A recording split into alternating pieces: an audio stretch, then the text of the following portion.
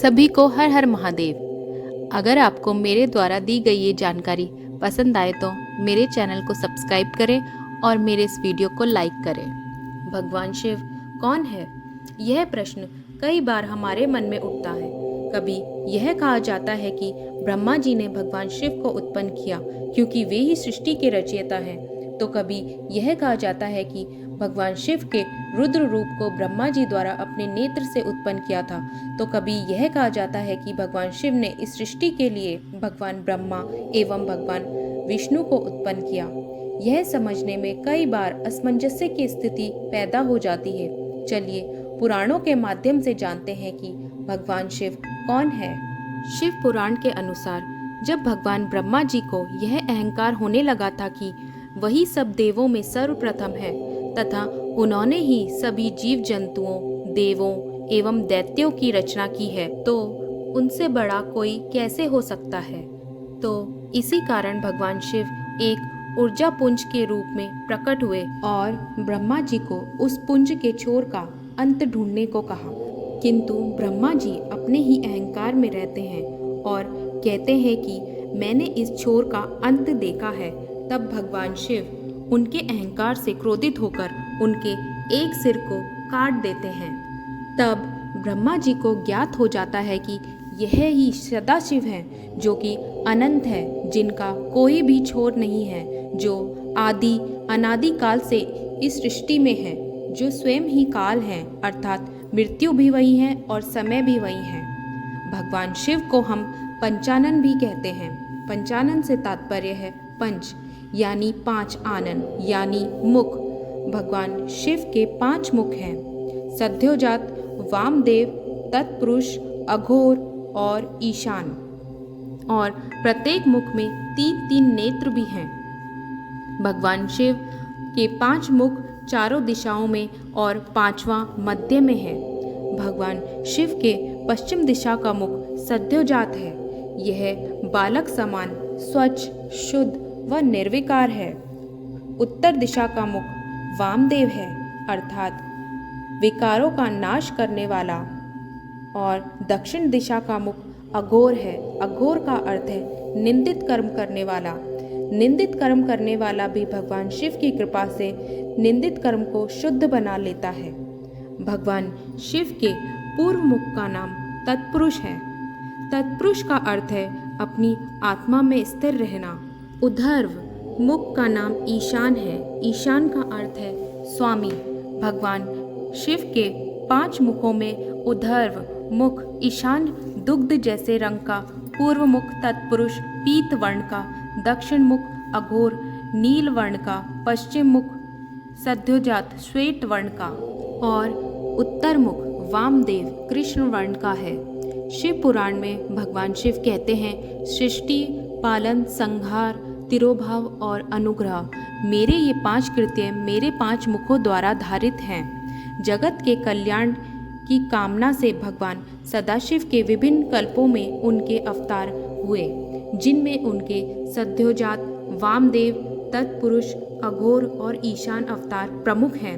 हम भगवान शिव को कई नामों से संबोधित करते हैं: शिव, भोले, शंकर, महाकाल, महादेव, महामृत्युंजय, जटाधारी, स्वयंभू।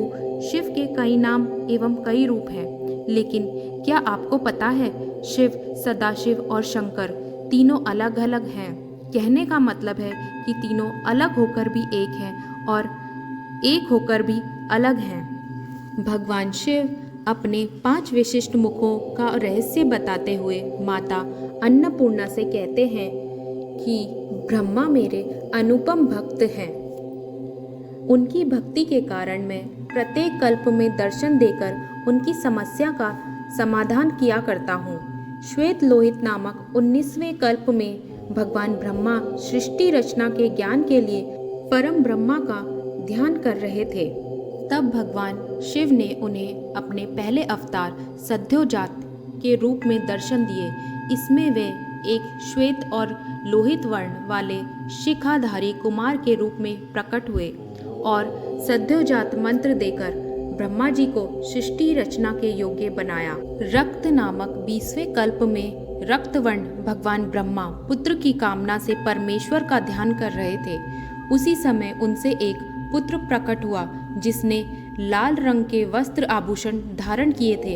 यह भगवान शिव का वामदेव रूप था और दूसरा अवतार था जो ब्रह्मा जी के जीव सुलभ अज्ञान को हटाने के लिए तथा सृष्टि रचना की शक्ति देने के लिए था।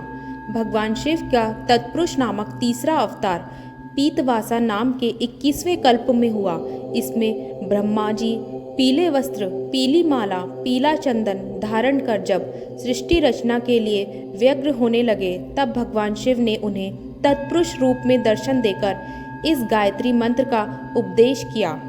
तत्पुरुषाय विद्महे महादेवाय धीमहि तन्नो रुद्राय प्रचोदयात्। इस मंत्र के अद्भुत प्रभाव से ब्रह्मा जी सृष्टि की रचना में समर्थ हुए। शिव नामक कल्प में भगवान शिव का अघोर नामक चौथा अवतार हुआ। ब्रह्मा जी जब सृष्टि रचना के लिए चिंतित हुए तब भगवान शिव ने उन्हें अघोर रूप में दर्शन दिए। भगवान शिव का अघोर रूप महाभयंकर है, जिसमें वे कृष्ण पिंगल वर्ण वाले काला वस्त्र, काली पगड़ी, काला यज्ञोपवीत और काला मुकुट धारण किए हैं तथा मस्तक पर चंदन भी काले रंग का है। भगवान शंकर ने ब्रह्मा जी को अघोर मंत्र दिया जिससे वे सृष्टि रचना में समर्थ हुए। विश्वरूप नामक कल्प में भगवान शिव का ईशान नामक 5वां अवतार हुआ। ब्रह्मा जी पुत्र की कामना से मन ही मन भगवान शिव का ध्यान कर रहे थे। उसी समय सिंहनाद करती हुई माता सरस्वती सहित भगवान ईशान प्रकट हुए, जिनका स्फटिक के समान उज्ज्वल वर्ण था। भगवान ईशान ने माता सरस्वती सहित ब्रह्मा जी को सन्मार्ग का उपदेश देकर कृतार्थ किया। पुराणों से यह ज्ञात होता है कि इस सृष्टि में जो अनादिकाल से है, जो स्वयंभू हैं, वो सदाशिव हैं। अब यह प्रश्न उठता है कि सदाशिव, शिव और शंकर कौन है? हमें दो प्रकार के शिव चिन्ह देखने को मिलते हैं। एक है जो मानव रूपी हैं, उनकी जटा है जिससे पवित्र गंगा मैया बहती हैं। उनके पुत्र हैं, धर्मपत्नी माता पार्वती हैं और वह कैलाश पर्वत में एक तपस्वी का जीवन जीते हैं। उनकी कल्पना के आधार पर बनाई गई भगवान शंकर की छवि कुछ ऐसी ही है। वहीं एक शिव की पूजा हम करते हैं जो शिवलिंग है, जो इस संसार ब्रह्मांड को दर्शाता है। शिवलिंग का अर्थ चिन्ह से है। संस्कृत में लिंग का अर्थ किसी प्रतीक या चिन्ह होता है। शिवलिंग भगवान शिव का प्रतीक है। भगवान शंकर शिव के वह रूप है जो मानव रूपी है, जिन्होंने इस संसार के कल्याण के लिए पृथ्वी पर आकर ठहरे हैं। वह सिद्ध पुरुष हैं, वह आदि योगी हैं, मतलब इस दुनिया के सबसे पहले योगी। शंकर तपस्वी हैं, शिव परमात्मा हैं, रचयिता हैं। शंकर उनका मानव रूप है, उनकी रचना है। शिव का संबंध ब्रह्मलोक से है और शंकर सूक्ष्म लोक के परम धाम में निवास करते हैं। ब्रह्मलोक का अर्थ अनंत ब्रह्मांड से है और सूक्ष्म लोक अपनी पृथ्वी है। शिव की आराधना शिवलिंग से होती है। उनका कोई आकार नहीं है, वे निरंकारी हैं, वे बिंदु हैं, वह संसार को चलाने वाली ऊर्जा है, वे असीमित दिव्य अंधकार हैं। हम भगवान शंकर को शिव का मानव रूपी अवतार कह सकते हैं, क्योंकि शिव अजन्म हैं, वह जीवन मरण के चक्र से मुक्त हैं। शिव शंकर में प्रवेश करके वो महान कार्य करते हैं जो अन्य कोई देवता नहीं कर सकते। शंकर विनाशक हैं। शंकर महान शक्ति का एक अंश है। शिव पुराण के अनुसार शिव आदि शक्ति को माँ कहकर पुकारते हैं और सदाशिव को पिता। वो कहते हैं कि ब्रह्मा और विष्णु का जन्म आपसे हुआ, मेरा भी जन्म आपसे हुआ, इसीलिए मैं भी आपकी संतान हूँ। शिव पुराण के अनुसार भगवान शिव की उत्पत्ति माँ आदि शक्ति और सदाशिव से हुई है। ऐसा उल्लेख है कि भगवान विष्णु और ब्रह्मा सदाशिव के अर्धावतार हैं, जबकि शिव उनके पूर्णावतार हैं। शिव और सदाशिव में कोई अंतर और भेद नहीं है।